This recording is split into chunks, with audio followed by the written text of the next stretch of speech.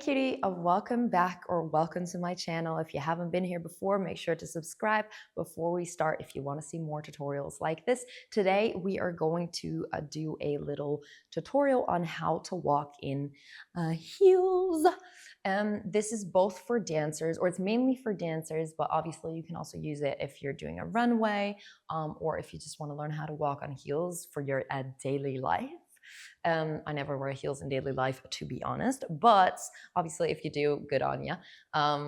Let's start. We're going to start. We have two ways of walking. We're going to do a strut and a drag walk. Wait for it. I'm going to explain both to you, but first we're going to talk about our posture, because if you do not have your posture the correct way, walking in heels is going to be so hard because you'll trip or you'll lose your balance, or it will just be super heavy to walk on heels. So let's look. We'll start from the top and then we work our way down. So our chin is always parallel to the floor or a little bit up.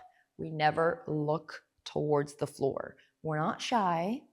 No, we're not.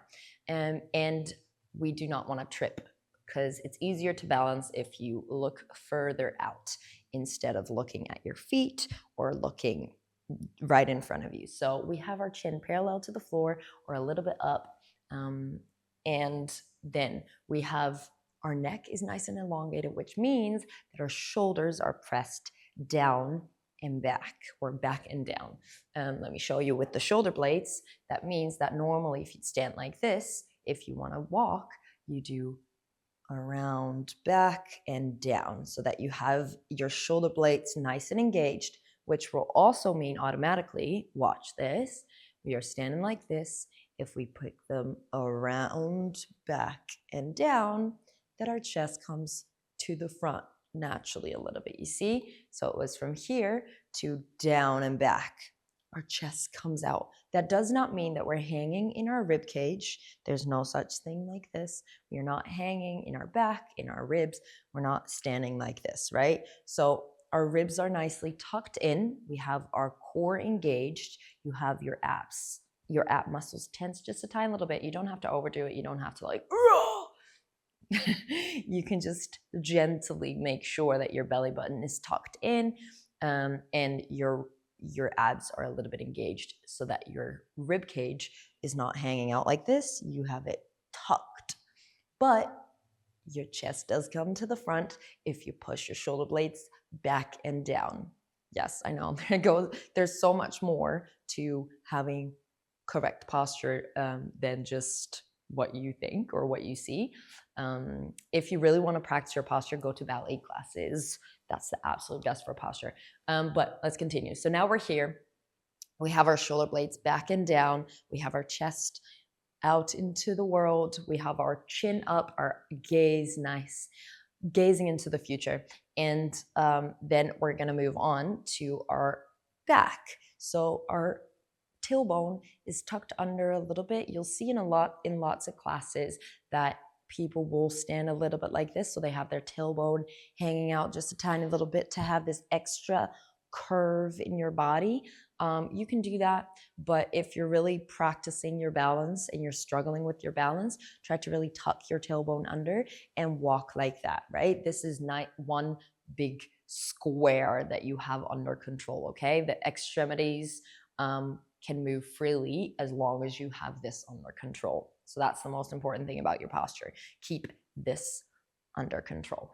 So now that we've tucked our tailbone under, we are tensing. There's a little bit of tension in our butt cheeks or glutes to stabilize us when we shift from one leg to the other.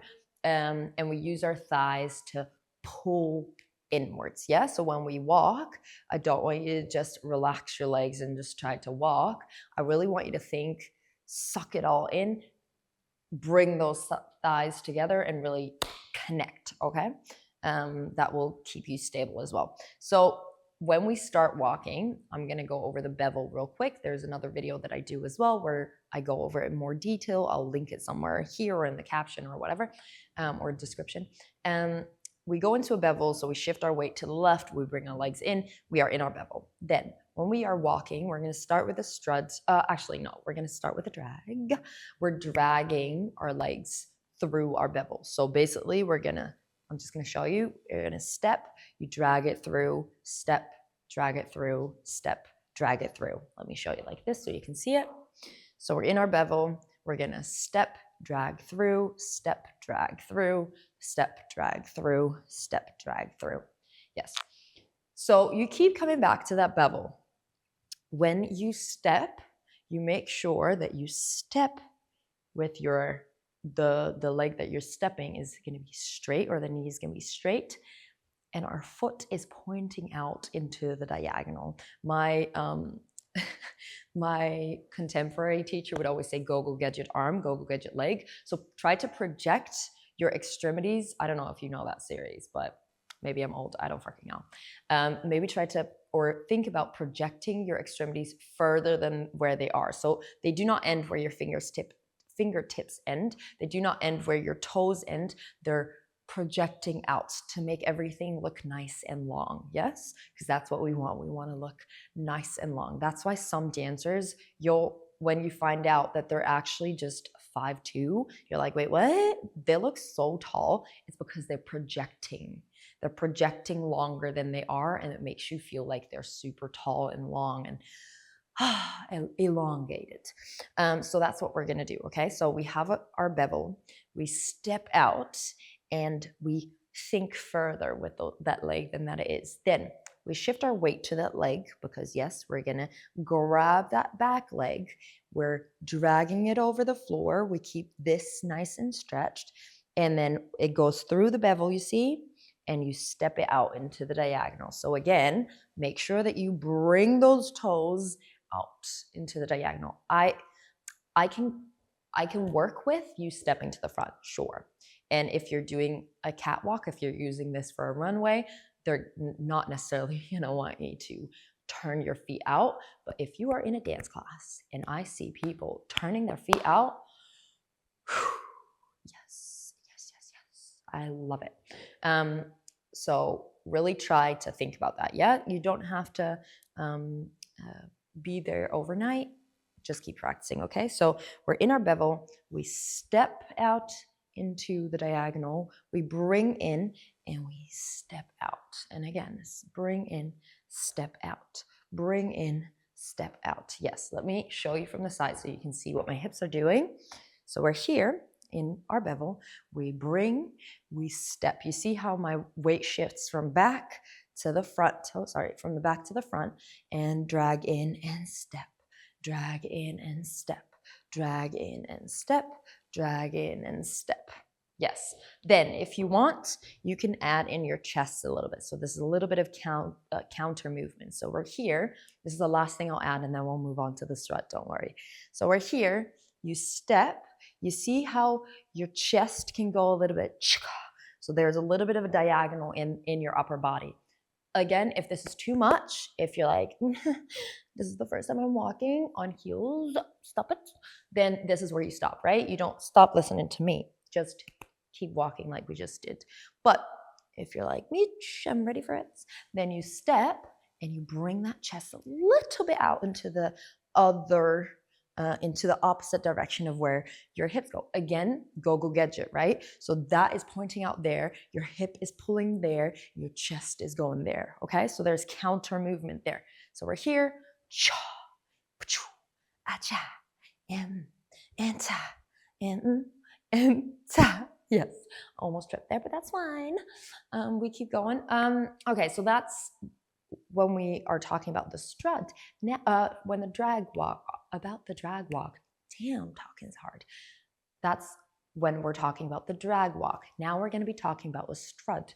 Let me show you real quick. So we're here, and a strut is chung, chung, chung, chung. So you've probably seen this. You're more familiar with this. This is how people on the runway walk. This is how people on the street walk. People lift their feet, or they should be lifting their feet, right? This is just going to be a bit extra. So we're here in our bevel again. Then I'll show you like this because it's easier.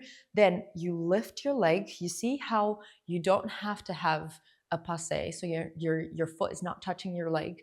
Your knee is also not touching your other knee. So I want your calves. That's always how I like feel the technique is easiest to remember. Your calf to touch or nearly touch your other calf, right? So you're here and this comes up and then you step, okay? So we're here in our bevel, come up and step, come up and step. So you're bringing it through, you see, because you're from the back, your knee comes through your calf and then you step. Your knee, calf, and step. Knee, calf, and step.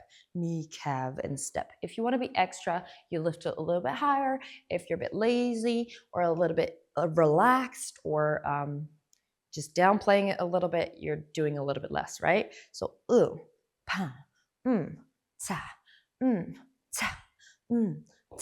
And again, you can play with that counter movement in your upper body, but you don't have to.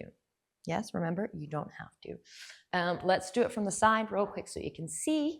Again, think about your posture, chin up, chest out, shoulders back and down, down and back, and ribs nicely tucked in and core nice and tight. We're in our bevel, we step, we go cha, step, cha, step, cha, step, cha, step, cha, step. Now, last thing I'm gonna add, your arms. Do not have your arms here. I feel like as soon as you make sure that your shoulder blades are down and back, your arms are gonna come out a little bit like this. So I don't want your arms just hanging here. I want them open a little bit. You see, I only brought my shoulder blades down and back. You see how my arms go from this to this. Yes, so there's a little bit of air there and a little bit to the back. Yes, so when you walk, you have your arms a little bit here. Obviously, you can play with having your arms move when you walk, but if you're not really sure what to do with your arms, either have them in your side or have them airy in the back, okay? I hope that really helped. Hope to see you back for another tutorial. I also have an online membership where you can learn all my choreos. You get three each month. You can also buy them separate. So if you want to dance with me more, go check it out. The link is in the description. Hope to see you back. Bye.